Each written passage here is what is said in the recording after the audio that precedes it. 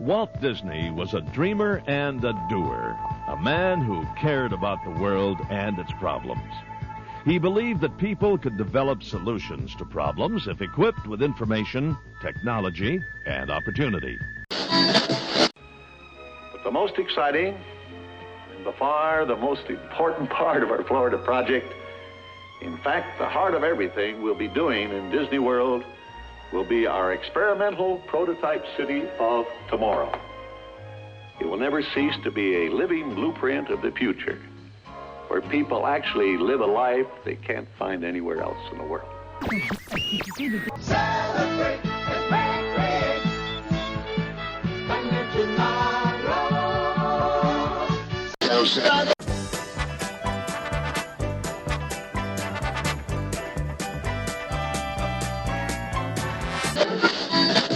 WDW Radio, your information station.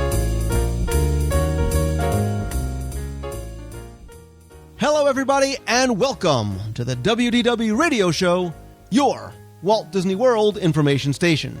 I'm your host, Lou Mongello, and this is show number 173 for the week of June 6th, 2010. Recently, I was joined by numerous listeners, both in person and online, in the box, as we broadcast live from Walt Disney World for more than 24 continuous hours over the May 22nd weekend. During that time, we toured the resort, visited Star Wars weekends, held a private dessert party, and so much more. Join us as we recap the fun and events and announce the winners of our live contest in this week's roundtable. Whether you were there for some or all the event, or think you may want to join us for a future broadcast, it's a fun look back on a memorable weekend. I'll play more of your voicemails and have a few announcements at the end of the show, so sit back, relax, and enjoy this week's episode of the WDW Radio Show.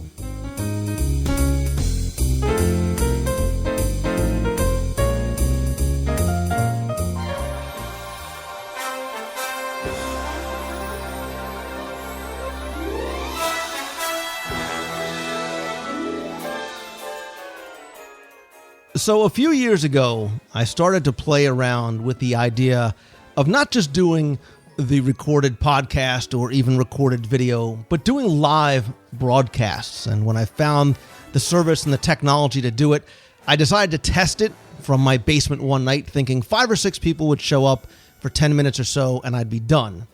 Fast forward a little bit, 4 hours later, there were over 100 people watching me sitting in my basement talking to myself. When I moved to Florida a couple years later, same story, different location. I just moved from the basement to the lanai. As time went on, I was able to start broadcasting from the Walt Disney World theme parks. The first one was in January over a very cold marathon weekend, and occasionally I would do it here and there, sometimes often back at my house. And on one of these nights when I said, I'll start at 8 o'clock and finish at 10, it was about 2:30 or so, and I said, guys, it's late. I gotta go. It's 2 o'clock in the morning. My neighbors think I'm insane at this point, but I really could go all night. In fact, I bet you I could do a 24-hour show. And about 8 o'clock the next morning, the email started to pour in, when are you going to do the 24-hour show? So, being a man of my word, I decided that I would do it, and I wanted to schedule it around a time when, yes, I could do it definitely from the parks, because certainly if I did it from home, it would, it would get very boring, very fast. But I also wanted to center it around a time when there would be other people there, because I could certainly not have done the 24-hour show without them. And I certainly can't do a recap show about the 24-hour show without them. And so I have some of the people who were able to join me both in Walt Disney World and in the box to share the experience, and what an experience it was. So in no particular order, some of the people who are with us tonight include Scott Otis, better known as Mr. Ashley Eckstein. Scott, welcome. Hello, everyone. We also have Valerie and her lovely husband, the man machine that is Steve Drew. Hi, everybody. Hi, guys. His arch nemesis, Tony Caggiano, is also here. Hey, everybody. It's good to be back. Jonathan Grant, intrepid traveler that lasted all 24 hours, is also with us. Hey, everybody. Thanks for having me on, Lou. John Liuzzi, also looking really tired the next morning, but he too lasted the night. John, welcome. Hi, Lou and friends. Great to be here. Becky, I still can't think of a tagline. Mankin obviously is here. She was there for the entire 24 hours. She provided us the home base, and of course, always just such a pleasure having you on. Why, thank you. With this cast of characters, this can only be a whole bunch of trouble. This is going to get scary fast. And yeah, an important part of not only this show, but the 24-hour show and every live broadcast is not just the people who were there, but the people who, to use their term, were in the box. And representing the box people tonight is Kurt Nank from somewhere way out west. So, Kurt, welcome out of the box and onto the show. Thanks, Lou. It's glad to be here. So the other thing I wanted to do, too, was not just do it from Walt Disney World. I wanted to do it during a specific time because there's so much going on. And conveniently enough, the time that I wanted to do it also happened to be Star Wars weekends. And Star Wars. That's not me. That's Star Wars. Wow.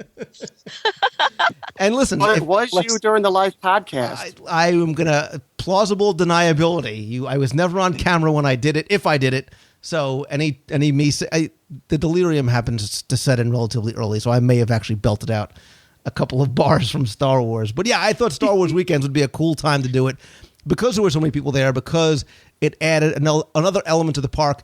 And two, I wanted to bring another type of experience to the people in the box, because that's what this is all about. It's connecting people to the experiences in Walt Disney World. Now, quick aside, when I first decided that I wanted to do the 24-hour show, instantaneously, the thing that came to my mind that I wanted to do and was going to be such an important part for me was a charity aspect of it. Use this as a big fundraising event for the Dream Team project. What we found out later on was that because we were doing it in the parks for a variety of reasons, we were not going to be able to do any fundraising at that time. And it's, in a way, looking back, hindsight being 2020, it actually was probably a good thing because things were so busy. We were so all over the place.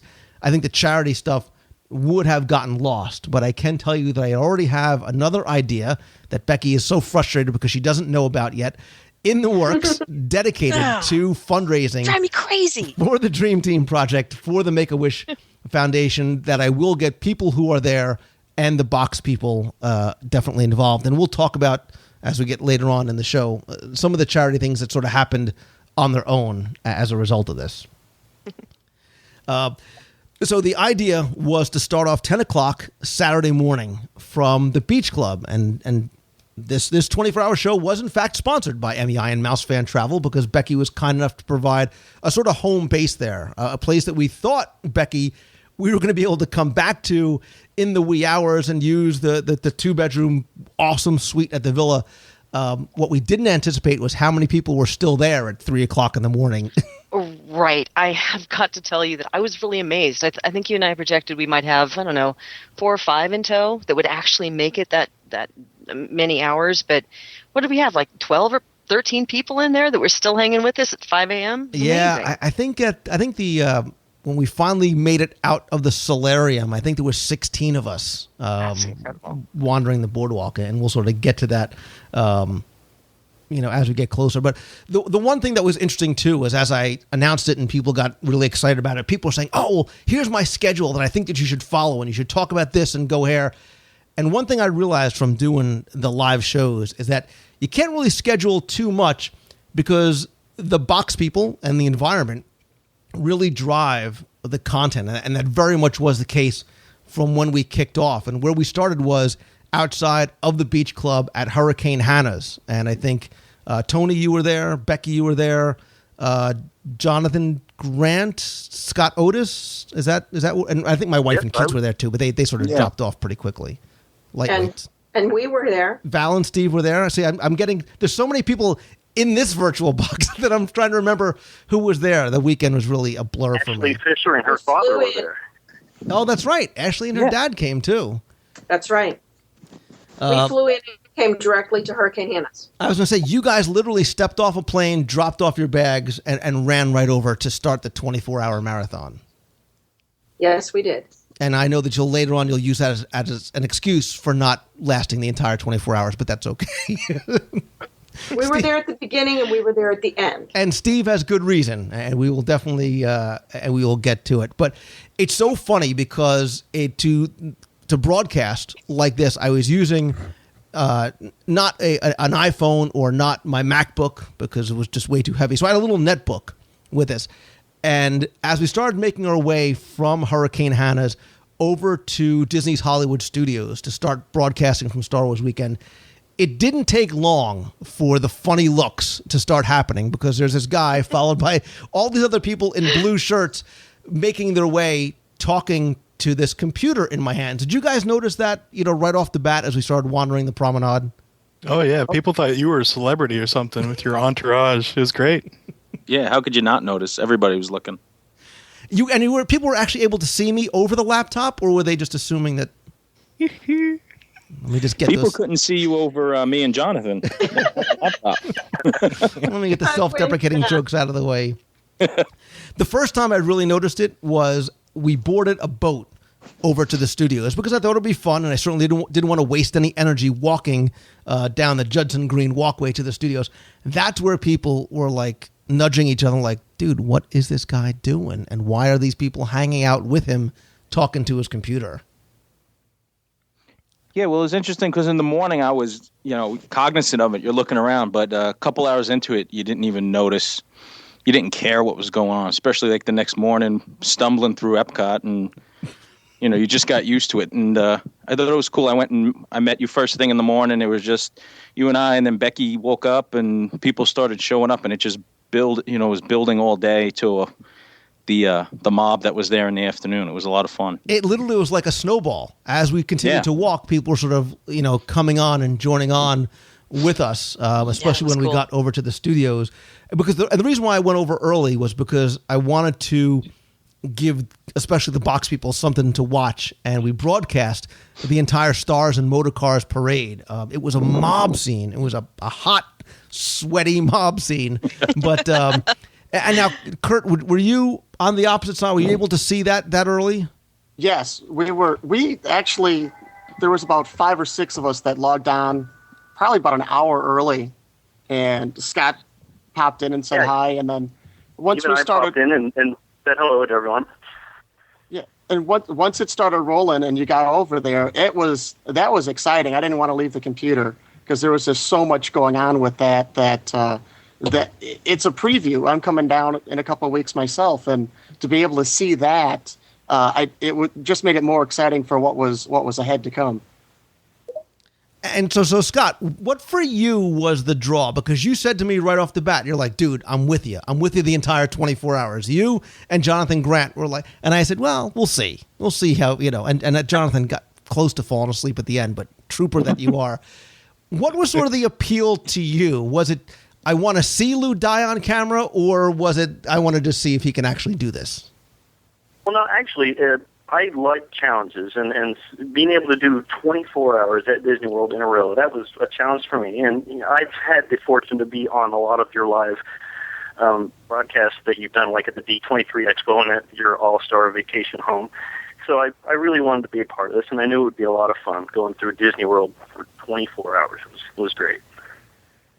Yeah, I wanted to be there overnight because I figured you would need a little bit of help staying awake. And for me, it was more a sense of giving back because of everything that you do for the community. I wanted to be there to support you and have some fun at the same time. And you're right, I almost did fall asleep, but I had a blast staying up that whole night.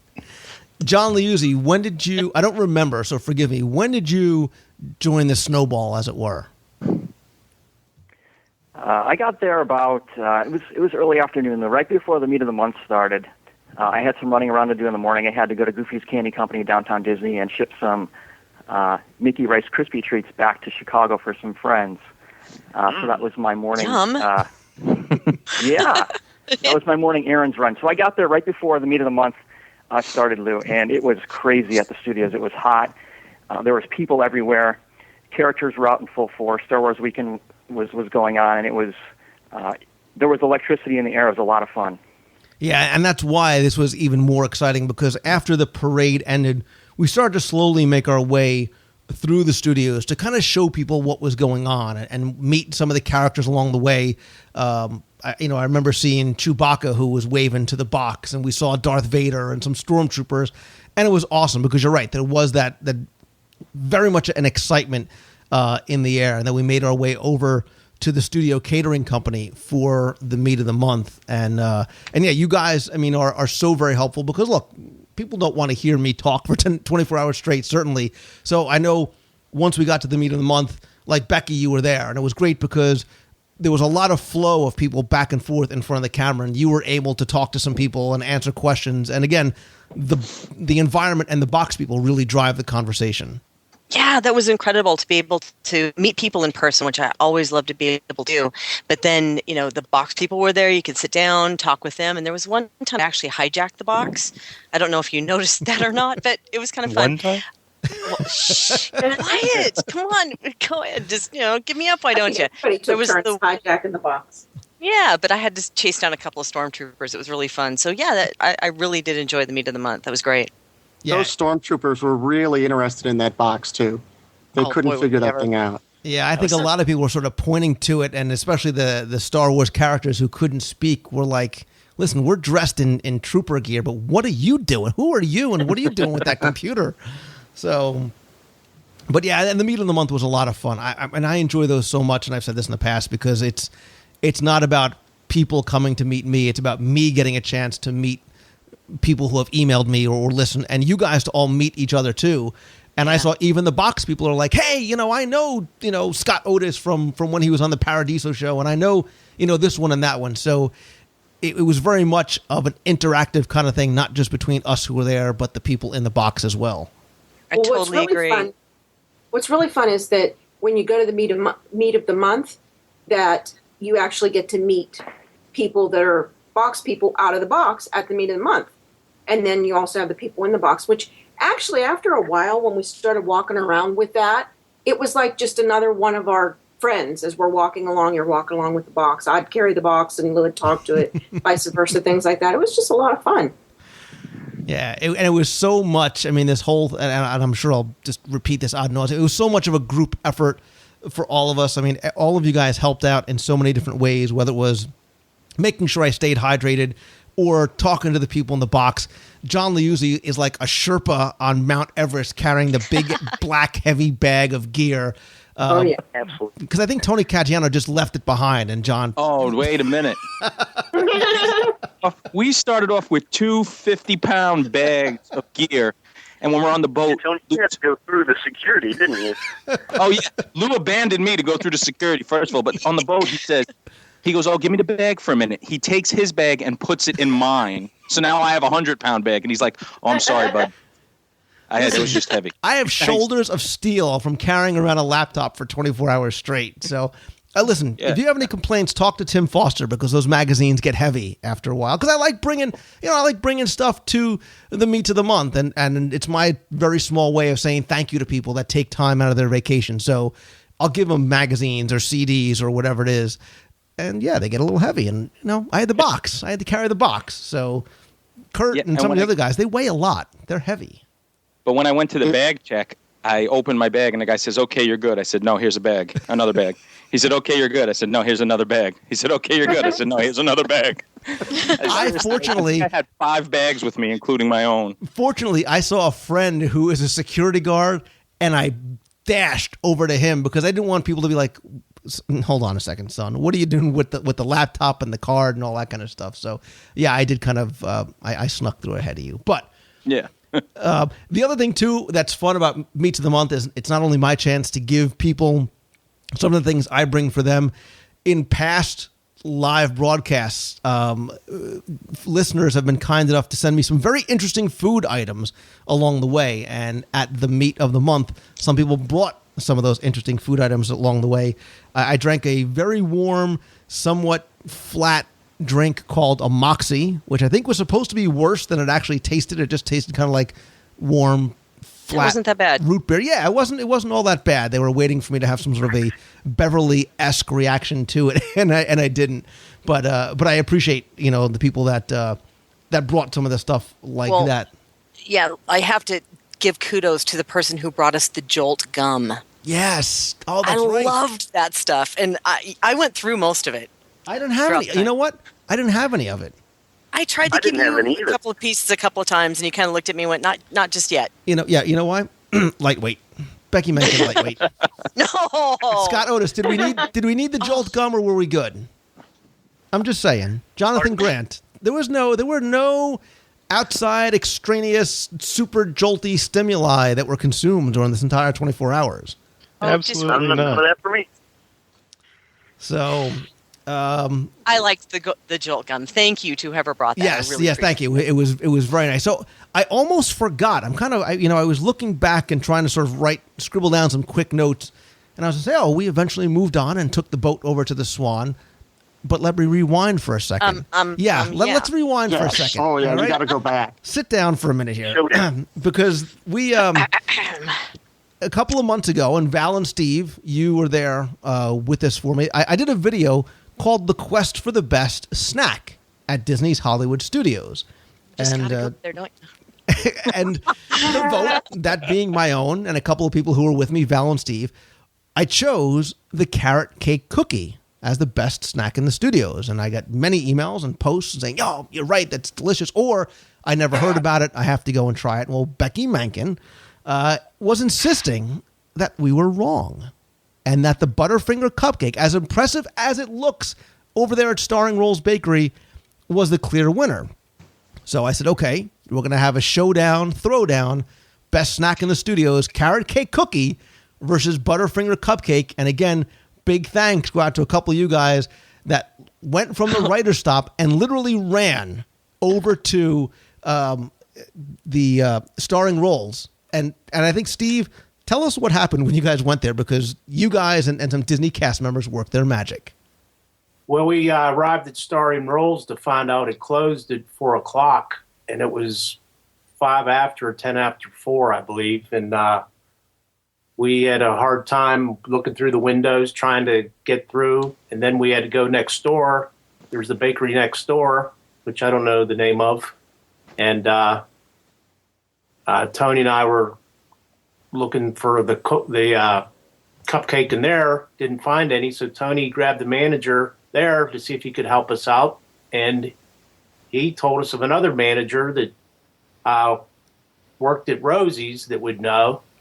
So we had to walk down there, and we found her. And she said she'd try to help us out, and she'd meet us at Starring Rolls. And we stood there for about 10 minutes, and she popped out of nowhere with 2 cupcakes. And said they're on the house for you guys waiting so long. And then we hurried up and met you over at the writer's stop. Yeah, that's a little Disney cast member magic going on there. And I give you big credit because those cupcakes weigh as much as the backpack John Liuzzi was carrying. So it's so true. Yeah, and when we're standing there waiting, Steve's like a caged animal pacing in front of the glass at the Starring Rolls saying, "You think they'll give us one of those big sandwiches too? You think they'll give us They have the big, Tony, you have to try it. It's turkey on focaccia." And he's like licking the glass, waiting for them to come out with the cupcakes. In hindsight, we wonder why we sent Tony and Steve to get the other food. Yeah, Very good a little foreshadowing maybe. Yeah, but Tony's a smooth talker. I think he could get those cupcakes anywhere. Yeah, we had to lay it on pretty thick to get the cupcakes. There were 4 cupcakes to begin with. Yeah, exactly. Okay. Well, let's cut to the chase because we can devote a whole segment to this throwdown, but almost unanimously. No. Almost unanimously. Other than Becky and like one guy that she gave a free cruise to. Wait. Lou, you are so wrong It was like here. 13-2 votes. You were for the costing poor individuals as they were walking the door. Wait going, a Come second. here. We come had here. two random Taste guests. this wonderful cookie. I think either Scott or John Lee, one of you guys grabbed a couple of random guests and asked them to participate. The two lovely young ladies both said, without any influence or gifts from me, they both said the carrot cake cookie. Yeah. Okay, so there are some people that are on this call who actually were coming over to me going, he's not even offering the Butterfinger cupcake to him. He's just like force feeding him the carrot cookie. So they're not even mentioning anything about the cupcake. So Lou, I swear, we're going to have this again in a more fair and equitable. And then we need to have it in neutral turf because we were having that contest in the home turf of the carrot cake cookie. Yeah, exactly.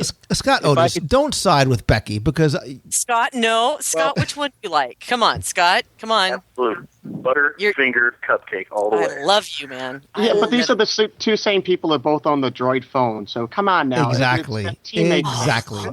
That'll be the last time I take Hold you to on. see Ashley Eckstein. Lou, We're going to be talking about the whole droid thing here in a little bit, too. So keep going.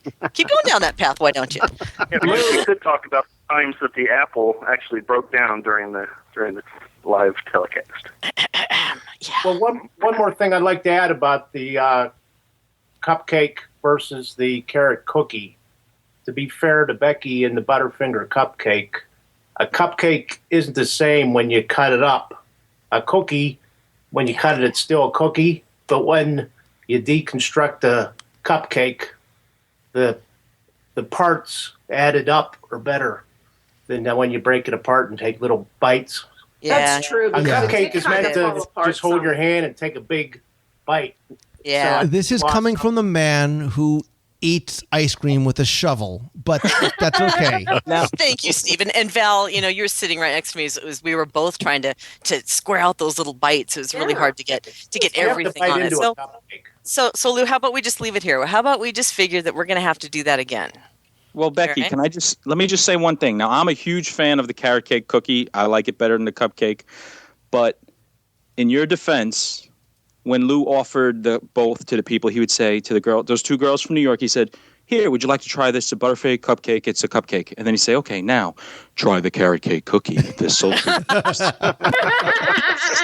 sensual seasonings." And you know what I mean? See, I knew. I think I did knew have there my was hand something on the. going on around that corner.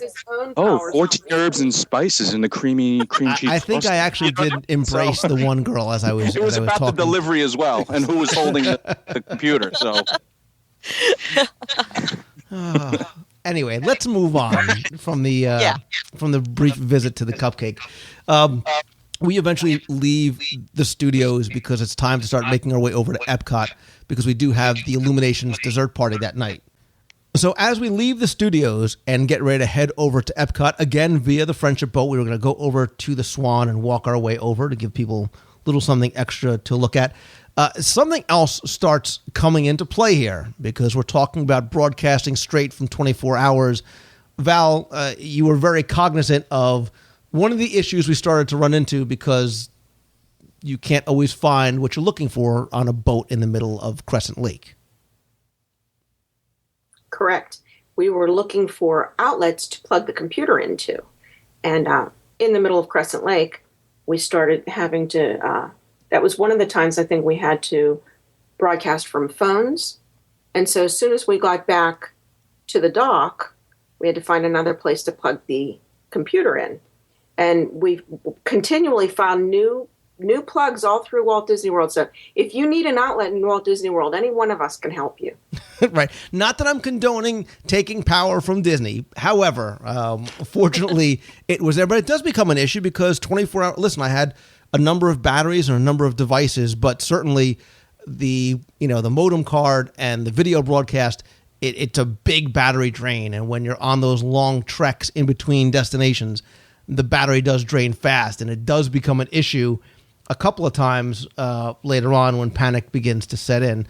But we went over, we had a very quick dinner at what for a little while was a favorite of mine. We went over to the refreshment port near the Walkway to Future World. Tony, you were with me on this. They used to have, I've talked about the shrimp, and they had the empanadas. The plantains are gone, and that's a whole show in and of itself right there. Yeah, they had a real nice menu, and they, I guess they went back towards the French fries. They gave up the plantains, which we were a little bummed out about. You and I had them a few months back and really liked them, but it was still good. Sweet, salty plant. Oh boy, good stuff. The following day, I found out they have nice frozen mojitos. Just as a side note, there. Yeah, but I was no way I was going to down a frozen mojito because my 24-hour show would have turned into a 19-hour show very quickly. This is true. That's why we sleeping in the solarium. So, but we did get together. We did have the private party that night again, hosted by Becky Mankin from MEI and Mouse Fan Travel. That was awesome. Which was awesome. We met over by World Showcase. Everybody got their wristbands. There were, I think Lori had brought glow sticks and buttons, and it really was a really nice time because the night was beautiful. We had this private area over by the UK. There were drinks and desserts, of which I partook of none because this is when I started to have battery issues. So while you were all down stuffing your faces, I was sweating on the top deck looking for power outlets. But of course, we did have a backup, Lou. Oh, here we go. Don't go down this road. Here we go. So yes. So instead of Becky saying, "Oh, Lou, you're having problems. You're having battery issues. Why don't you use my droid and log in?" Oh, well, why don't you just come to my broadcast? I'm Becky Mankin on the droid. Not what happened. That is not what happened. It was kind of like the battery's going, ha-ha! Becky pops in with the droid. No, I can take. She literally had agents standing in front of all the receptacles in Epcot so I wouldn't find them. No, we had a power plug waiting for you there at the dessert location. We did, and I was only down for a couple of minutes before we were able to get the broadcast up because I had the phone, I had the laptop, we were back and forth, and I think I was able to. Kurt, I don't know if you were watching. I think like right as Illumination started, I was able to get it back up. It was right back up, but we had the box people had two boxes going. We had one with the droid, and which we did complain about, and then one with you waiting to go, come on, Lou, you got to get us back up. Come on. Help us out here. That away, Kurt. Be loyal, man. Wait, Kurt. Sir, I'm going to send you a T-shirt and a hat, so send me your address. No, that was really cool. I actually had a lot of people who were watching both and saying that the droid at one point had the awesome audio and the other one had a better picture, and then vice versa. And one went down, they could watch both, and it was actually really fun. I enjoyed it. And poor John Liuzzi and Jonathan Grant are still carrying around bags and bags of gear. It was neat to compare the picture quality of the two of them because the audio was better on the droid, but the picture was so much sharper and clearer with that iPhone. Yeah, it really is. It was amazing. I'm hugging my Steve Jobs plush as we speak. So. Whatever happened to that ankle that you had? I do want to say really quickly, thanks to all of the people who attended, because of course that was a hard ticket event to come into, and it was great to see such a wonderful turnout. Yeah, there were a lot of people there. I was surprised by the numbers. Yeah, I think we were probably around 100 people or so, and they were all wonderful, and I'm so happy that everybody had a good time, and Disney was great because they let us sort of take some time even after Illuminations was over to stay and just chat for really as long as we needed before we made our way out. So what's the best thing to do late at night? You're hot, you're tired, you've just engorged yourself on Illuminations and crying and drinks and all the dessert you can eat. Well, of course, you walk over to Beaches and Cream because that's what makes the most logical sense. We literally were almost running from Epcot, from World Showcase, over to Beaches and Cream because they closed at 11. And when I got to the Maitre D stand at Beaches and Cream, I think I told them we were 15 people. She thought I was joking and insane because I was also talking to a box. When the number ended up being, I think, 23, we finally got inside, and I think it was kind of just all us. We met up with Steve Barrett, who just happened to be going for a scoop of ice cream, and we pretty much took over Beaches and Cream. By the time we were done, we were the only ones in there. And again, kudos to the staff. The cast members were wonderful, getting us seated, and also the service. Yeah, and their patience. And infinite patience. But I got to tell you, this was one of those things, and this is why I don't schedule things and plan things a lot, because this is one of the things that the environment created the content because we're sitting there and everybody's ordering, little baby scoop of thing here, and Todd Perlmutter had his root beer float, and we start talking obviously about the kitchen sink. And I think it was Caggiano was like, "Oh, Lou, you got to eat a kitchen sink without you can't use your hands and just use your face, and it'll be it'll be great for the show. Come on, ha ha ha." So Steve says, "Wait a minute, kitchen sink." The cast member comes over and says, "Yeah, if you eat a kitchen sink by yourself," and just so you know, if for those of you who don't know what a kitchen sink is, it is literally a kitchen sink that's served at Beaches and Cream. And help me out here, people, because I don't remember. It's like 106 scoops of ice cream. What is it? It's eight. Is it eight scoops? Eight scoops of ice cream, a Snickers bar, a Butterfinger, brownies, peanut butter, a whole can of whipped cream. The whole can. Thank you. Thank you, Jonathan. 112 maraschino cherry. Right. with the stems in them. Yeah. So she says to Steve, "Yeah, it's really meant for like a party of 9, but if you eat it by yourself within an hour, you get it for free." And Steve, you had the line of the 24-hour show because she describes it and says, "Yeah, Steve, if you eat it in an hour, you can have it for free." How do you respond to the cast member? I just said, "Well, I'll take the free ice cream, please." His dignified arrogance was awesome because she's like, "Okay." So Tony Caggiano sitting right next to him, not to be outdone. How does it come to pass that you two decide to take up the gauntlet? Yeah, Steve, you asked me if I wanted to split a No Way Jose, and I said sure, And then Lou did, not me. No, Lou did. Yes. Lou asked me if I wanted to split a No Way Jose because we were both full. I said sure. And then when the No Way Jose came out before Steve's kitchen sink, he looks at me and says, "There you go, girls. I hope you two sweethearts enjoy your ice cream." and I believe I yelled, "It's on, old man," and I called the waitress over. And, against my better judgment, I knew where this was going. I ordered it, and I leaned over to Steve, and I said, he was laughing, and I just said, "Dude, I'm going to be so sick. I have no right ordering this thing." It just got worse. It got ugly fast. It was, I disagree. Like Becky with her droid and the butter. It didn't get ugly fast. It was a thing of beauty because Steve and Drew, I've watched you eat, man. I've watched you down a steak. I've seen you inhale a burger. I have never seen a display of human consumption like I saw at Beaches and Cream. That you literally took a giant ladle and you were like a windmill with that thing, man. Just shoveling food in. Steve was a machine on that thing. He just kept going and going and going and going. And the box people lost they were having so much. The people who were just about to go to sleep, it was like a train wreck. You couldn't turn it off. No, you had to watch because we thought Tony was going to go. We thought it was coming back out. We were waiting. Yeah, well, what happened was, you guys are all having a good time. Here comes the excuses. Here they go.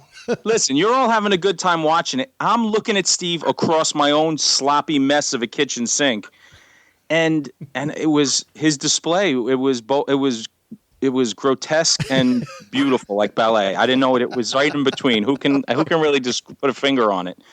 But yeah, I'm getting sick thinking about it. There was no emotion. He just kept going and going and smiling going. And smiling through it. He was smiling. And he'd look over at Tony, he'd smile, and it'd just keep going and going. Oh, he did more than smile. He'd look at me because he had this big, huge ladle, and I had a smaller serving spoon. And he's like, "That spoon's going to kill you. You can't win with that spoon." He just kept going at me.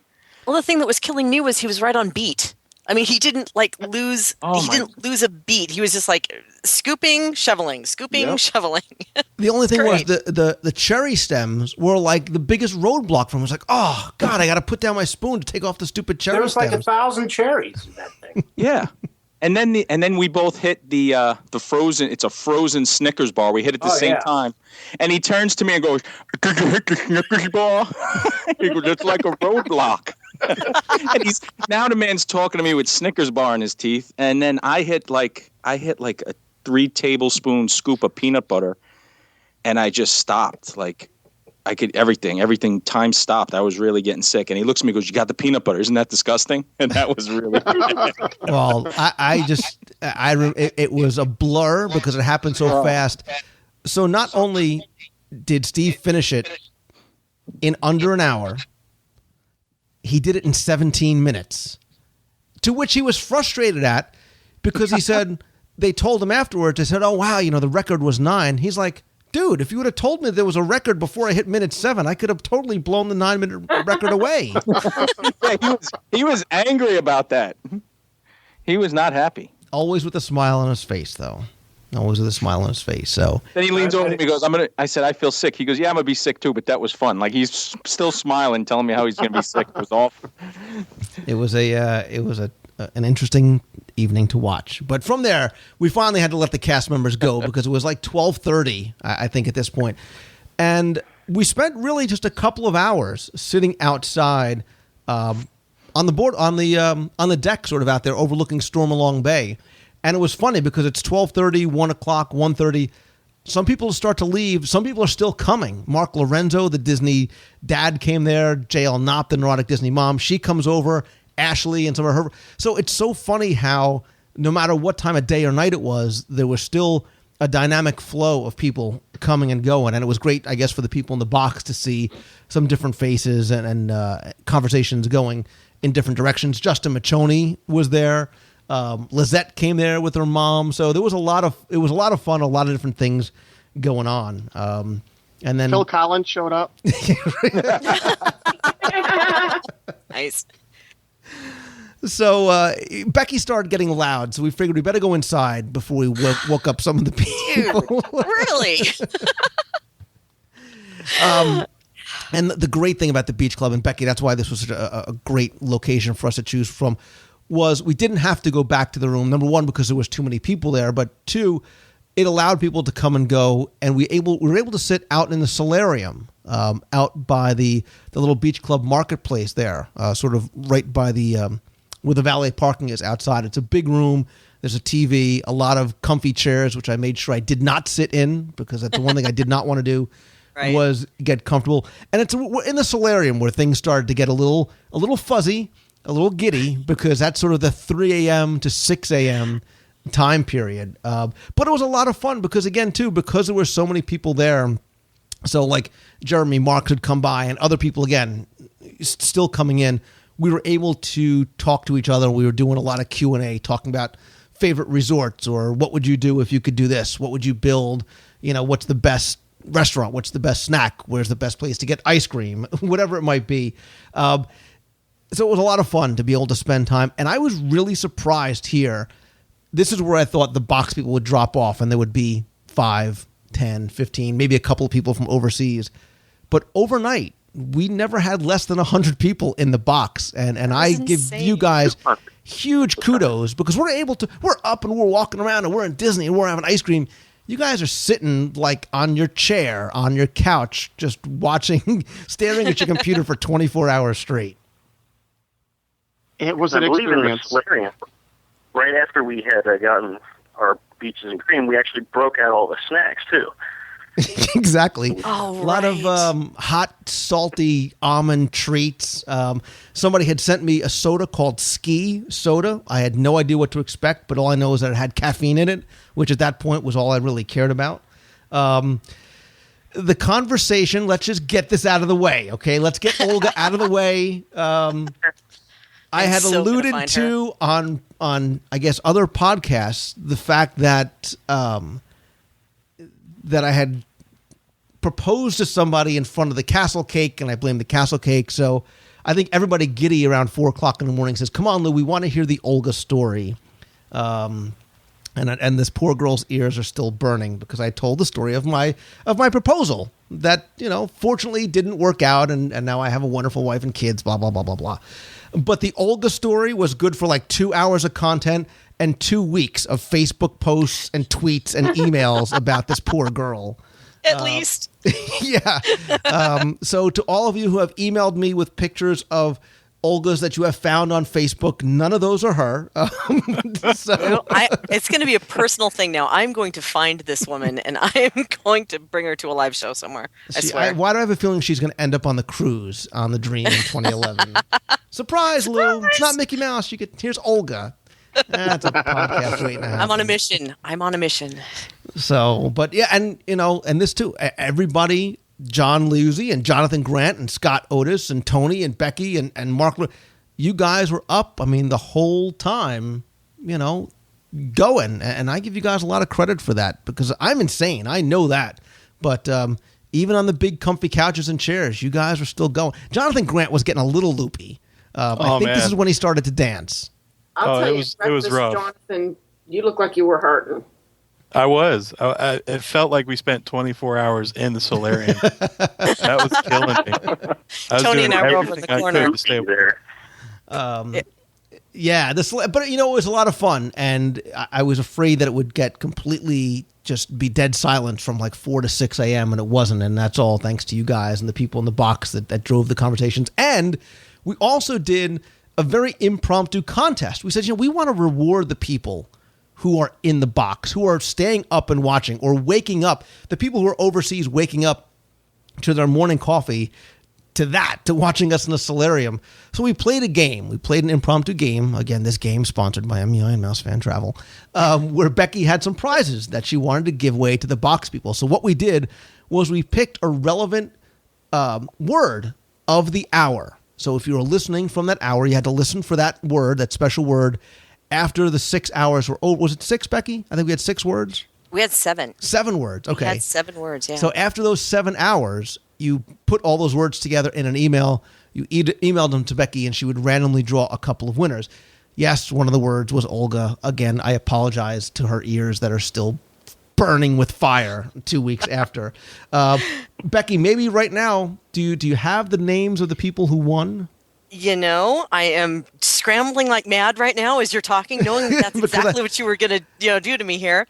It's interesting because a lot of people did only reply with either 5 or 6 words, but that's not what we did. We decided that had to be all 7.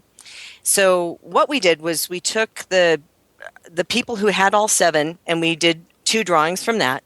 And then we took all the other people who did enter, whether if they had the information correct or incorrect, and we drew from them as well. And the winner from the first place winner that we sent one of my little favorite, the little R2MK guy. I love that little guy. Oh, I need to get one of those. I love that little guy. So we got one of those, the little, what are those things? Action figures. Thank you. Collectibles. They are collectibles. Sorry, collectible figure. Hey, I'm trying to find names and talk at the same time. This is, disturbing. The winner was Jennifer Oliphant. So she won one of those, the collectibles, and then we gave her a $50 Disney gift card as well. And the second place who got a pin and the collectibles was Nolan Woodall. And then the third person that we sent a thing to as well was Marie Glein. She was the one that was drawn from all of the entries. So it was really fun seeing all of the entries come in and everyone's guesses on the hours that they weren't awake watching. But it was cool. Yeah, and I know for a fact Nolan was there from like 9:30 a.m. I think he's actually still in the box. I don't think he's actually left the More box than yet. 24 hours, absolutely. He was there the whole time. And he was not only there the whole time. He was there, and he was talking. He was talking the whole time too. He wasn't sleeping. I mean, he was interacting the whole time. So, kudos to Nolan. Chuck Lineberger, I know, was there overnight. Oh, yeah. He did something too that I'll talk about later that I really appreciated that I wasn't even aware that was going on during the 24-hour show. And there was a lot. We found out there were probably I don't know, Kurt, if you, I think there was maybe somebody said like 8 to 10 people that were there the entire 24 hours in the box. That sounds about right. Yeah, we were holding side conversations the whole time. You guys would go off in your directions, and we'd go off in our direction, and I'd go, oh, wait, they're back. Come on, let's go back into the box. Which I think is awesome because there are friendships being created because of this kind of thing, although you guys have never met each other. Because of the conversations that you hold in the box. Listen, you spend 24 hours chatting with somebody, you're friends. Like it or not, you guys are friends. So we did eventually. Oh, Becky, real quick, what were the 7 words for those who are curious? The 7 words. Here it comes. Yep, I got it. Number 1 was Olga. Poor kid. Olga, I'm looking for you. We have a cruise to put you on. Number 2 is favorite. Number 3 is attraction. Number 4 was boardwalk. 5 was syrup. 6 was Glenn. How did Glenn get in there? Because Glenn was in Singapore. He kept calling in. Right. And then number 7 was Beverly, who was not an ex-girlfriend of mine. It was the drink from. Yeah, but it's kind of like you got bookends here between Olga and Beverly. And Glenn's in there. Weird. Okay, moving on. Yeah. If I get one more thing that's Pirates of the Olga Bean, it's a small Olga after all. Yeah, you could tell everybody was getting a little loopy around 4 or 5 o'clock in the morning. Forgot about those. One of my favorite parts of the day was when we decided to leave the solarium because we saw light outside. We said, oh my God, it's time to move a little bit. And we took such a nice leisurely walk on the boardwalk promenade, just made the circle, which was so nice. And I got so many emails and posts from people who were like, I woke up in the morning, I turned on the thing, and that's what I got to see. And thank you for, showing us that beautiful vista in the morning. Because I love Crescent Lake as the sun rises in the morning. So tiring as it was, that was a lot of fun. And this is where we made almost a critical mistake. We're walking, we're wandering the promenade. It was starting to get a little bit giddy. I think this is when Jonathan Grant, not Jonathan Liuzzi, who's still carrying like 16 pounds of baggage. I think you started singing at this point, Jonathan, as we start making our way back to the beach club. I was singing in the solarium. I was doing whatever I could to stay awake there. That's true. Yeah, that Jonathan, was beautiful, bro. I'm sorry. As we're walking, we're talking. The box is in front. We're talking to the box. We're walking along. And all of a sudden, I look over, and there's Jonathan. He's about 50 yards away, up against the railing, looking at the water, and he just bursts out in song. Yeah. Oh, what a beautiful morning. Yeah, like that. Yeah, see? exactly. Just like that. Yeah, except Becky, it sounded more like or maybe that was me. That's where we started losing it. Yeah, well, and this is where the critical mistake almost took place because we almost crashed and burned because we had breakfast reservations. All we did was eat on this entire 24 hours. Shocker of shockers. We had breakfast reservations at Cape May Cafe at like 7 o'clock, whatever it was. And we made the mistake of sitting down. And you saw like the energy level just completely drop. And I think I just put the box down at one point and eyes started to close. Fortunately, we went inside. We had a really fun breakfast and Goofy came by and the characters were there. But what, Jonathan, you took things to another level because in your little seat there, you start doing the Beyonce dance. I don't even remember. I don't appreciate these alleged allegations. Time out. You and the straw and the crayon. I know that Jonathan had a video camera and other people had cameras. We'll have to see what the evidence shows. But we are now down to the countdown has begun to the last couple of hours, and we decided that rather than just hang out at the beach club or watch John Liuzzi and Scott Otis go down the water slide at Stormalong Bay, we would make our way. We wanted to end up in the theme park, so we wanted to head on over to Epcot. We actually brought the box people, and this worked out better than I expected. We brought people on a couple of attractions. We went on Spaceship Earth, and we went on Journey into Imagination, right, box person? Gotta be honest, at that point, I just missed that one. You were asleep? Somebody get Nolan on the... Where's Nolan? Get Nolan on the horn. Sorry, I was driving to Michigan at that point. Well, if memory serves, I think we took you guys on 2 attractions. We walked around a little bit, and somebody had the idea of, again, incorporating some sort of food item into the final few minutes. So we went over to Club Cool and thought that what better to do than to toast Beverly, the aperitif for the full 24 hours. And we actually did go for about 24 hours and 10 minutes to make up the 10 minutes of lost battery time. So we actually did get a full 24 hours in there. I don't even remember how many people were still in the box. I think I know a lot of people have asked me via email, and who were kind of in and out. How many people did we have? And it honestly doesn't matter to me. It was not about the number of people who watched, whether it was one person or 100 people. It was fun no matter what. I was surprised when I did see how many people showed up. I think at one point There was over 365 people were in there at one point. Yeah, the according to Ustream, the highest number of people we had at one time was just about 500. There was close to 500 in the morning. So that was pretty. You were probably sleeping, Kurt. No, I was on the road. I was driving. I had to sleep. Sleep is for the wish weak. I was sleeping.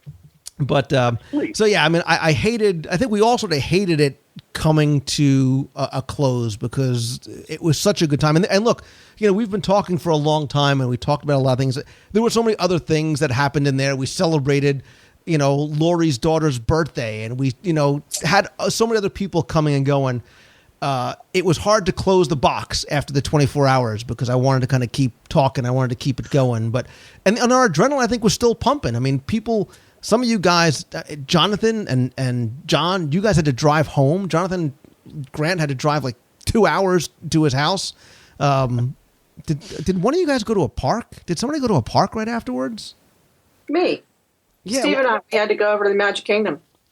We were there till after Wishes. Yeah, even though you guys napped, that's still pretty impressive. Yeah, some people that was still pretty impressive. And napped. So okay, now first of all, let me. You sound like Tony Caggiano. First of all, means here's my list of excuses. Wait. I got up at 2:00 in the morning to get my plane to get there for the 10:00 start. So at 2:00 in the morning, I hit my 24 hours. You don't need to explain. I am only kidding to anybody. Listen, I know. See, John Liuzzi's being really quiet because he was going into the bathroom and napping in the men's room every couple of hours. So, yeah, Steve's all like, "I ate a lot of ice cream. I need a nap." I don't need to hear it. I was just supporting my wife. That's all. Yeah, I bet. It was kind of amazing at that end, right after the Beverly, where we kind of all looked at each other and had that incredible second wind for all of a couple of hours. And there was a point where if you would have looked at me and said, okay, we're going to do 2 more hours, I would have gone, yeah, let's do it. Yeah, we had thought about it. We're like, oh, come on, let's just... And then we, I think... senses and sensibilities came into play. And said, all right, let's just go back because we are eventually going to crash. But I want to ask you guys, and I'll go down the list individually again in no order, because there may be things that we missed. And I think the fun of this event, and it was kind of an event, it's different for everybody. What for you, and I'll ask you, Scott Otis, Mr. Ashley Eckstein, what was the most fun or the most memorable or the most important, whatever it was, part of the 24 hours for you? Oh, really? It was, I can't really pinpoint it down to one thing. It was all absolutely a blast. It flew by so quick. Probably the most memorable was the kitchen sink showdown, with Steve the Machine, with his angelic performance. That was amazing. But it really just the camaraderie, everyone just doing this together, talking to all the people in the box and all the people who showed up. It really was wonderful. Val and Steve, what about for you guys? Well, first off, the meat of the months are always great.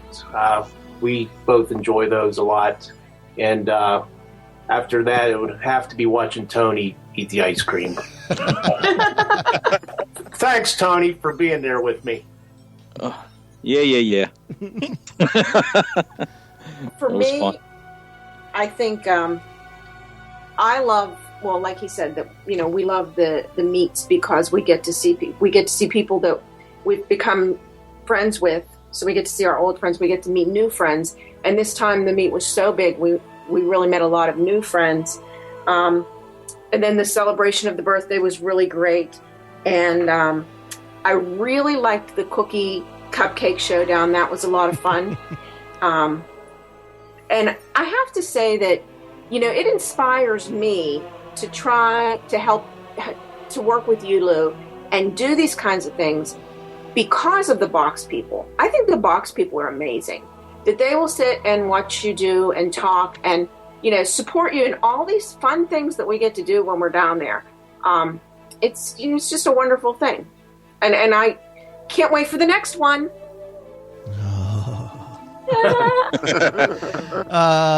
Let's see. How about Jonathan Beyonce Grant?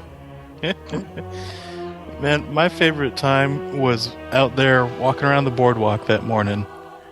It really was a beautiful morning, and I don't get to see Disney World that early in the morning that often. So that was, we saw the light. We said we did it. We made it through the night, and we were walking around, and it was gorgeous. I loved it. It was like we had accomplished it, and I knew we were going to make it to the end, and that was my favorite.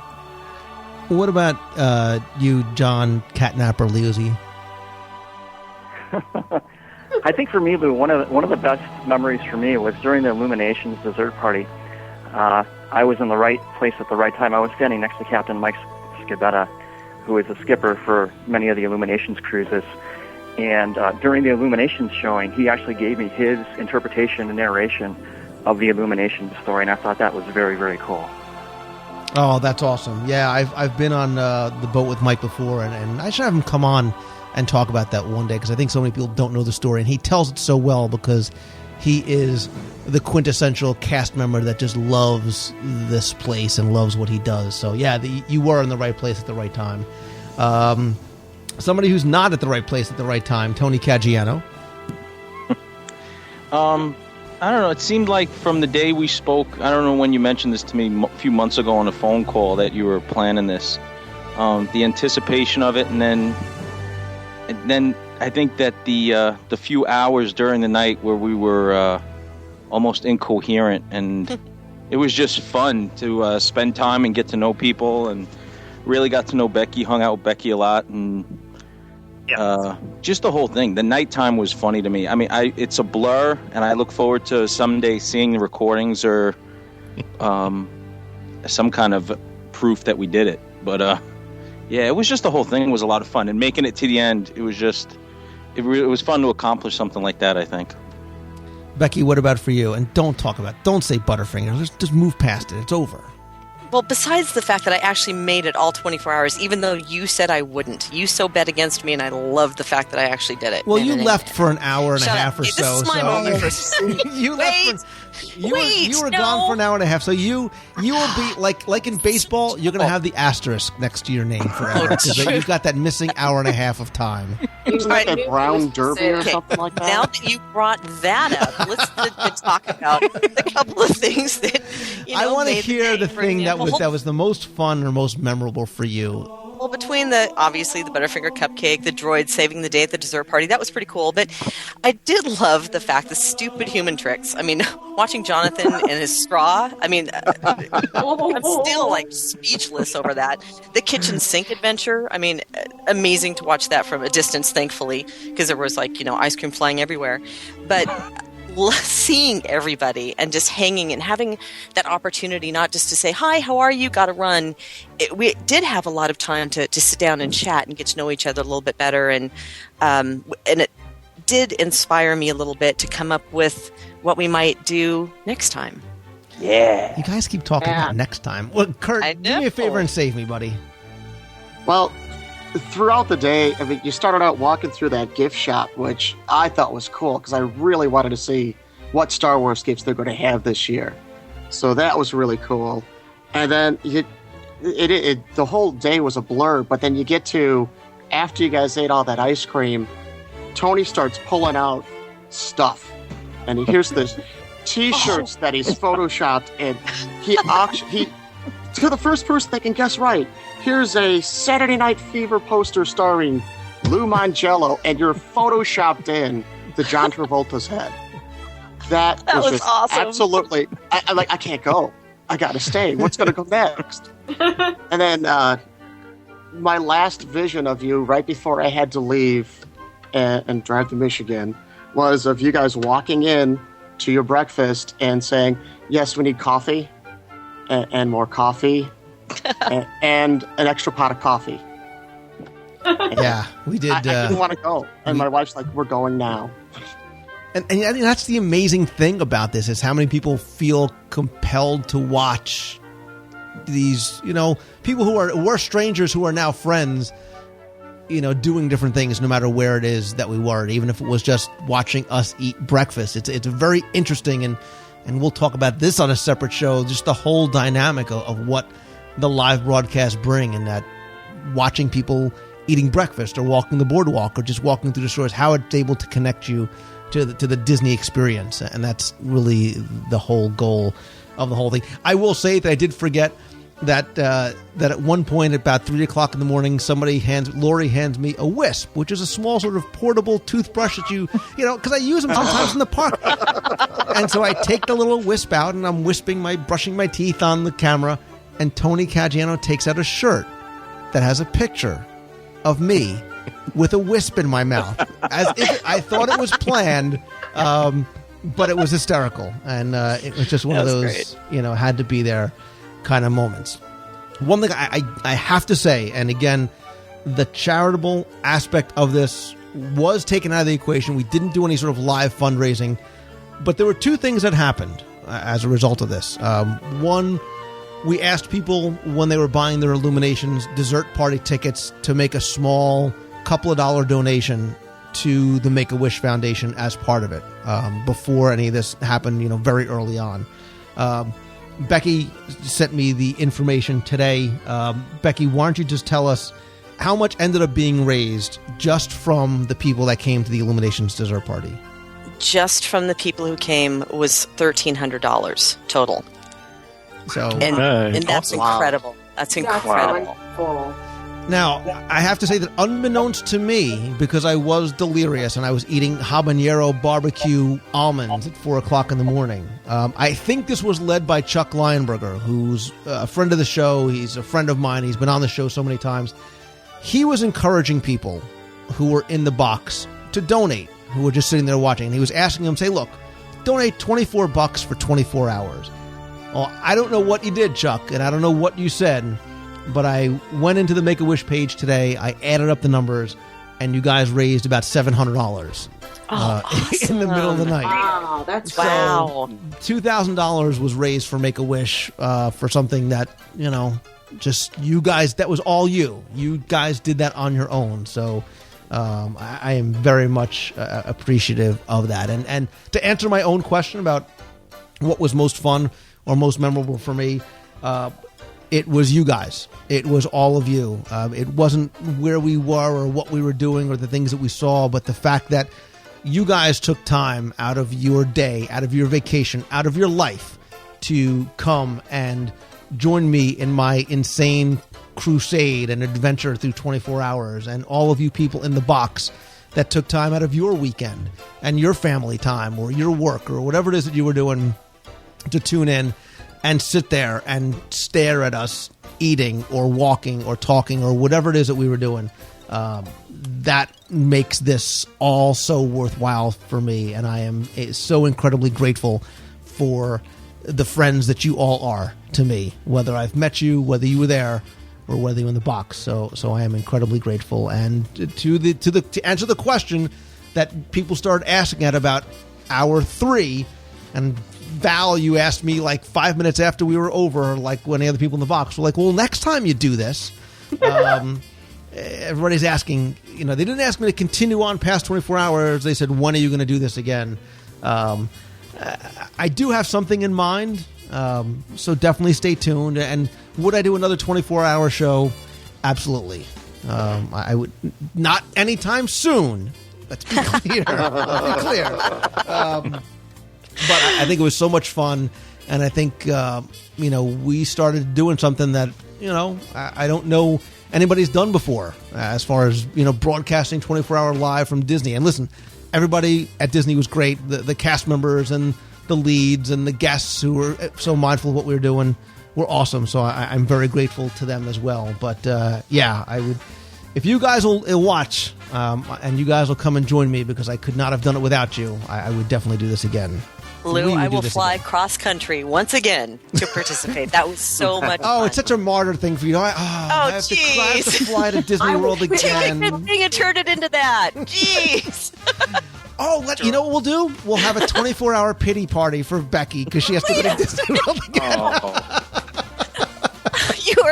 I'm kidding. I kid because I love, and because I listen. I'm because you love. I know. Because I am grateful for the fact that you did fly across country and you did get that room for us, and you did set up the Illuminations dessert party, and you had your staff come out and help out. So it was a blast. Her staff was wonderful. Yeah. Thank you, Becky. Oh, thank you guys very much. I absolutely loved participating, and thank you for letting me be a part of it, because it really was a blast. I loved being with all of you. Well, we will do this again. So, so much for our very quick recap of the 24-hour show. And for those of you that were there and were able to watch, I hope this brought back some memories. If you missed it, I did try and record most of it through Ustream. So I'll put a link in the show notes where you can go over to the WDW radio channel on Ustream, and you can watch. It's really like in 4-hour blocks, I think, of most of the 24 hours of the show. So if you missed the Olga conversation, I know certainly we have the ice cream throwdown and probably the Butterfinger throwdown as well. You could find those in there. And certainly, if we do this again, please come by, and hopefully the show, this recap show, will want you to come by and check out a live broadcast if you haven't in the past. So, again, in no particular order other than my favorites, Scott Otis, Val and Steve, Tony Caggiano, Jonathan Grant, Becky Mankin, John Liuzzi, Kurt Nank, and all of the box people and the people who were in Walt Disney World. Thank you guys so very much. Thank you, Lou. It was a blast. Thank you. A pleasure. Thank you for having me. That was great. I'm getting I got the calendar out. What date are we going to do it again? Just Jonathan checking. Grant, take us out with a little Beyonce. Come on, give me a little song and dance. Oh, the single ladies. Oh, the single ladies. Oh, the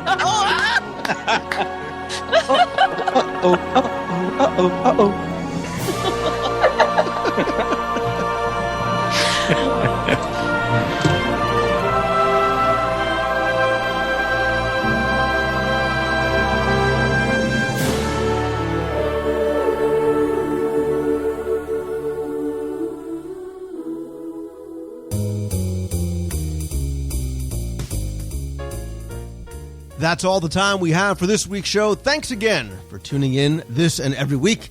Thanks to everybody who came by the 24-hour show, who joined me on the round table and was in the box, in the parks, wherever you were. I really do appreciate it. Hope you had a good time. Definitely stay tuned for more live events over at WDWRadioLive.com. I know this week's show was a little bit different with just the one roundtable segment about the 24-hour show. Hope you enjoyed it. It just kind of ran longer than expected. Shocker of all shockers.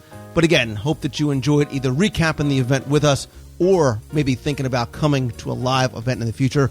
Stay tuned. Got some great segments coming up in the next couple of weeks, including more from Jim Korkis, the Walt Disney World Wayback Machine, vacation planning, history, trivia, some new contests, and lots more. Definitely stay tuned. I still have more to come from Star Wars Weekends, including some more new videos, yes, including one with Ashley Eckstein. Stay tuned to iTunes as well as Twitter and Facebook for when they're released. Again, also great way to get updates on when the next live show will be as well. Speaking of videos, like I said, I do have other videos coming very soon, and if you get a chance, go back and check out some of my earlier videos by clicking the links on the top or the side of the page over at WDWRadio.com. While you're there, be sure you come by and comment on this week or any week's show notes, the new blog posts, which are posted pretty much daily, play our monthly caption contest, take our polls, which are posted a couple of times a week, and so much more. And you know I like the show and the site to be interactive, so come by, join the forums. You can start any discussions about anything you like there, or come join the page over at facebook.com/WDW Radio. I have reached my friend limit, so instead come by, join the page. I'm going to post all my updates there as well. Speaking of interactive, don't forget that next week, Saturday, June 12th, is the next WDW Radio Meet of the Month in Walt Disney World. It's going to be Saturday at 11 a.m. over in the Magic Kingdom at the outdoor seating area of Pinocchio Village House. Come early, come late. We'll be there for a couple of hours. No need to let us know that you're coming, but if you want to, please come by, RSVP on the Facebook event page or in the forums. Don't forget about other events coming up, including the Pacific Northwest Mouse Meet. That's August 14th in Linwood, Washington. Destination D, we are planning an event for Destination D out in Disneyland for the weekend of September 24th and 25th, when D23 is going to be holding their Destination D event. Mark your calendars. Stay tuned for more information coming very, very soon. October, there's Congaloosh, which is October 8th through the 12th, a fun weekend with dinner on stage at the Indiana Jones Epic Stunt Spectacular, a show from the Adventurers Club cast member, tours by Jim Corcus. I'll be giving a couple of tours as well, a banquet, a show and sale, Q&A, lots more. I'll put links to that and everything else in this week's show notes. You can also go over to meetofthemonth.com. Of course, don't forget, the cruise on the all-new Disney Dream is going to be February 27th, 2011. All the inside cabins for this sailing, not just our group, have sold out. So if you're thinking about coming, now is the time to book. We are going to have some updated information about special things that we'll be doing on the cruise coming very, very soon. Don't forget, if you have a question you want answered on the show, you can email me at lou@wdwradio.com. You can also call the voicemail anytime, toll-free, 888-703-2171, with a question, a comment, or just saying hi from the parks. And if you want a chance to play Listener Factor Fiction, where I can call you with 10 true or false trivia questions about Walt Disney World for a chance to win some prizes, email me at lou@wdwradio.com.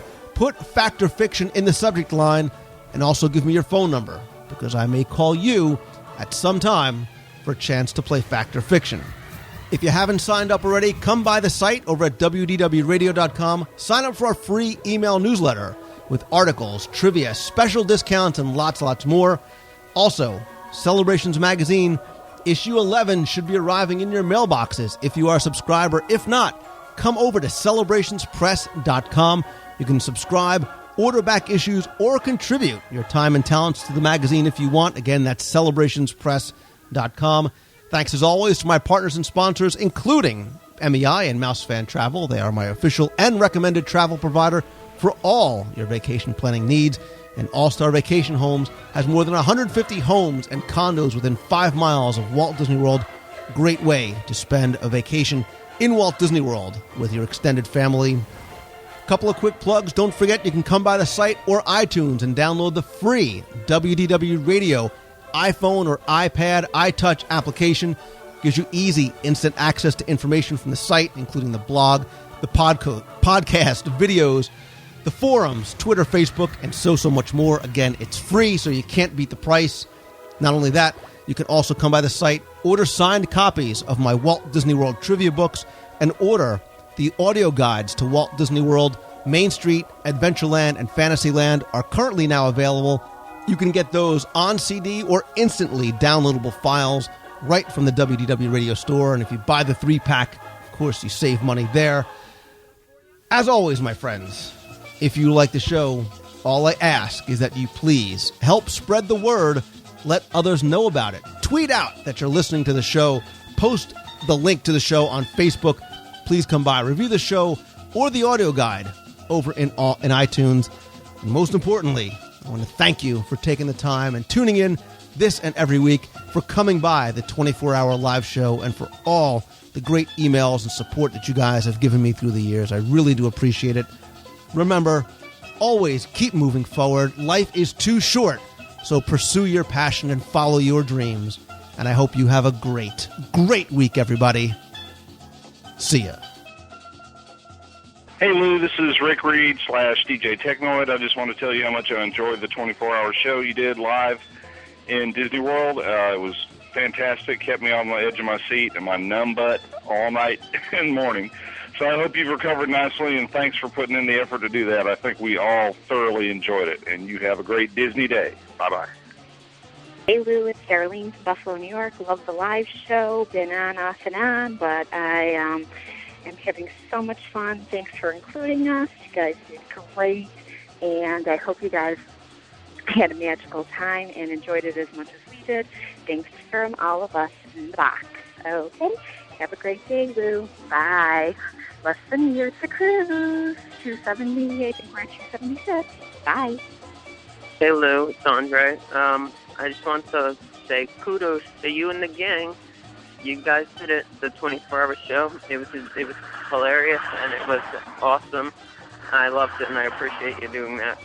And you guys made it. Opal would be so proud. I'm just kidding. No, in all seriousness, great job. It couldn't have turned out better. So I'd like to congratulate you on that, and I hope to hear from you soon. All right, take care. Bye. Great show, Lou. Congratulations on 24 hours. Hi, Lou. It's Dave from the UK. Just a quick message to wish my family a really, really nice Disney World holiday. We're going together for the first time as a family on the 12th of June, and I really can't wait. We've all been to Disney World several times before, except for one of us. But it's the first time we're all going together, and I want to wish everybody a really, really wonderful holiday. Thanks, Lou. Big fan of the show. Bye. Hey, Lou, great 24 hours. We love it. Just tell Becky not to be so harsh on All Stars or Pop Century. She made a few comments. Those are great hotels, Sally. Hey, Lou, it's Keith Fischetti from Long Island, New York, Disney Nut 68. Today is Tuesday, May 25th. My wife and I are in the Animal Kingdom today. Just got off riding Expedition Everest twice. My wife enough was nice enough to get me a couple of fast passes for it. She doesn't ride it. Just want to say that the Wishes Dessert Party Saturday night was absolutely incredible. I'm glad it raised a lot of money for the Dream Team, and it was great seeing you. Keep up the great work, and I can't wait to hear the shows when I get home. Thanks, Lou. Hey, Lou, this is Kyle. I'm just in the park, and I just got done watching the Main Street Electrical Parade and Nighttime Spectacular.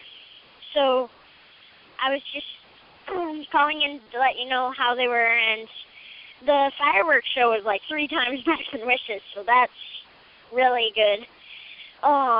And the Main Street Electrical Parade was just amazing. It had lights that were even more advanced than Spectro Magic, and it was just amazing, and the music was awesome too. So I just wanted to let you know of that. Bye. Hey, Lou, this is Kevin from Michigan. I'm here at Disney World on Main Street. We just got done watching Summer Night Tactics, and I got to tell you, it is absolutely amazing. Say hi, everybody. Hey. Oh yeah, that show was it was indescribable.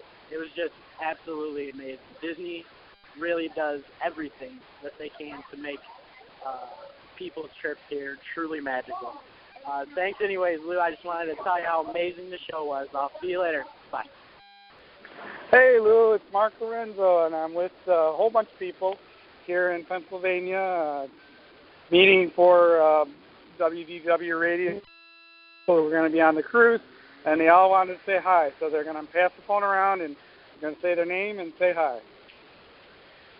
Hi, Lou. It's Stuart. Just want to say hello and see you on the cruise. Hi, Lou. It's Becky. Wish you were here. Hey, it's Lisa. We're in Pennsylvania. Hey, Lou. It's Colleen. Missed you here. Hey, we want the redhead. Hi, Lou. It's Cassidy. Hey, Lou. It's Lee. We miss you. Missed you. Oh. Hey, Lou. Fine. You know what Lou said, and we do it. Take care. So we're all having a great year. Wish you were here, and we can't wait till the cruise. And we'll see you next February. So love your show. See you later, Lou.